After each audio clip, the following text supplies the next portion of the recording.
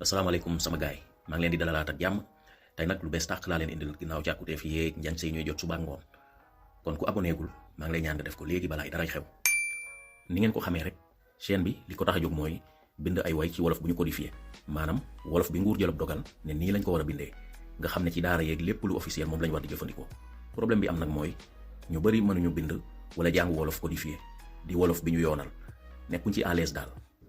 looloo tax ma bëgg a boole ci liggéey bi njàngaleem wolof ci anam gu yomb te gaaw ba nga xam ne képp kuy topp chaîne bi dina tegu ci yoon woo xam ne day toog këram di jàngal boppam. te loolu du ma def lu dul di jukki fot yeeg waxin yu dëng yi nekk ci way yi ngeen xam moo xam mbalax la moo xam rab la wala leneen su ko defee ma porox ndollu ci ngir leeralal leen lëgg-lëgg nos wax ak bindin di grammaire ak orthographe wolof. lii mooy sama yéene ci atum 2023 bi méthode bii nag lu efficace la lu xereñ la lu noppale la li may faral di wax rek jàng bind làkku jàmbur mënul gaaw ba dab làkk wi nga nàmp njàngum wolof jafewul rawatina ci yow mii ko dégg ba noppi mu ngoog kon ku abonné gul def ko gaaw jaa ngeen jëf.